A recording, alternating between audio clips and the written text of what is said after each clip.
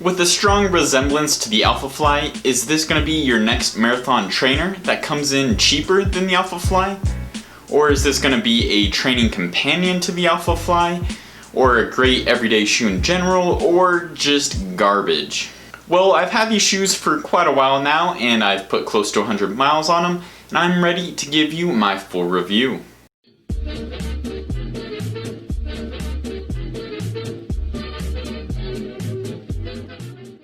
So let's start with the upper. Although it is similar in many ways to the Flyknit upper found on the Vaporfly 4% Flyknit, this material is a bit more plasticky feeling, especially in the forefoot. I found that this helps prevent it from tearing as easily, but it also prevents it from getting too stretched out over time.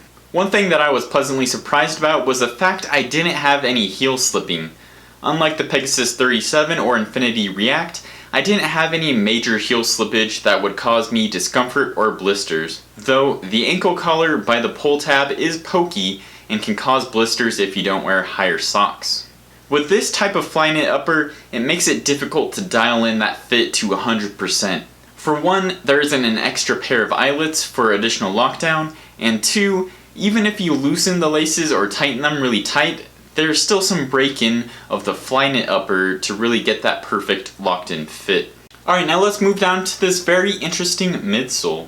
The makeup of this midsole is very complex since it uses React foam in the heel, ZoomX in the forefoot, Air Zoom pods in the forefoot, and a nylon plate throughout. The mix of ZoomX and the Air Zoom units does provide a very responsive and springy ride, making it nice for fast paces. So I've had this issue with a few of Nike's shoes lately, namely the Pegasus 37, but I found it took 30 miles or so for the React and the heel to soften up, and the Zoom Air units to be less rigid. Like I mentioned in my first impressions video, this made it not very fun to run in at first, and it caused a good amount of people to return these shoes after just a few runs. So I'll dive into this more during the run type stoplight portion of the review, but the ride felt great at some paces and not very enjoyable at others. Alright, now let's go down to the outsole. The grip on the TeknoAXE was actually pretty good. I ran through some wet streets, slushy sidewalks, and dirt paths, and was able to round the corners confidently and not slide out at all. Although it is nice to have the grippier and more durable outsole than many up-tempo trainers, this does add a lot of weight to the shoe and contributes to it being one of the heaviest tempo shoes out there. I'm not sure if it's the type of rubber or outsole design, but these shoes are very loud. I sound like a Clydesdale galloping through the streets. This happens even when I'm running fast and efficient, but gets louder and louder the slower I run. Alright, now let's move to the run type stoplight portion of the review. Starting with speed day, the TeknoAXE gets a green light. So with tempo in the name and the resemblance to the Alphafly, I would really hope that these shoes would be able to handle speed, and luckily they do. When you're running fast and efficient and you're up on your toes, the ZoomX, the AirPods, and the nylon plate, they all really melt together to provide a nice responsive pop. And like its name states, I think the best type of workouts for the shoe are tempo runs.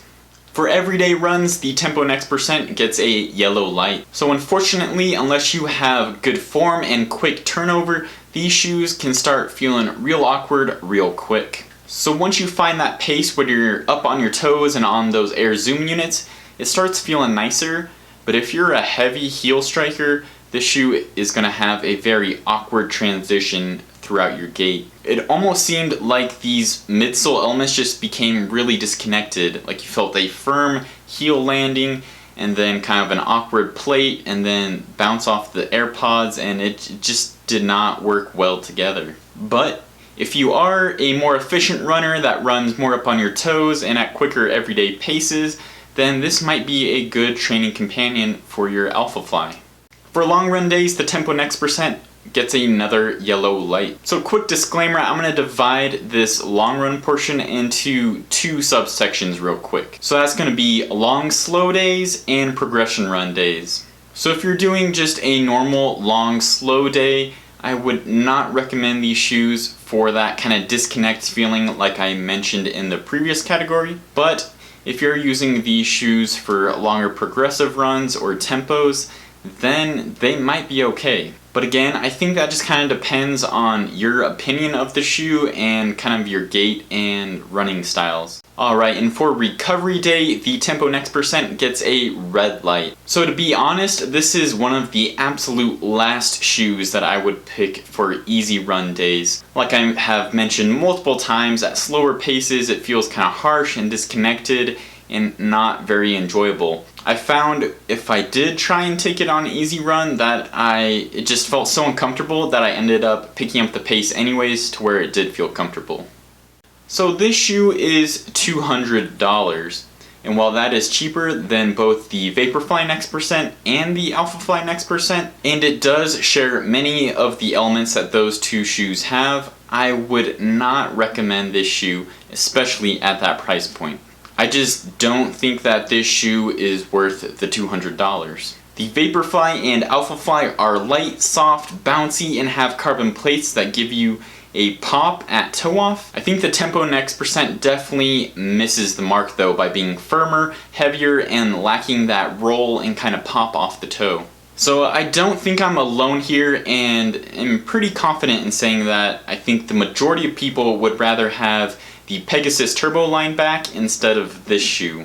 So not only is it overpriced in my opinion, but I think it lacks that versatility to really justify that price even. I'm not going to spend $200 on a shoe that only feels good on tempo runs when I can spend $40 less and get the endorphin speed, which feels good on pretty much every type of run. Alright, sorry about that. I will get off my soapbox now. Because while there are many things about this shoe that I do not like, I think there are some runners out there that would really like this shoe and would use it for workouts that they would normally use their Alphafly for, and therefore save that shoe for special workouts or race day. So have you tried the TeknoAXE percent? If you did you like them?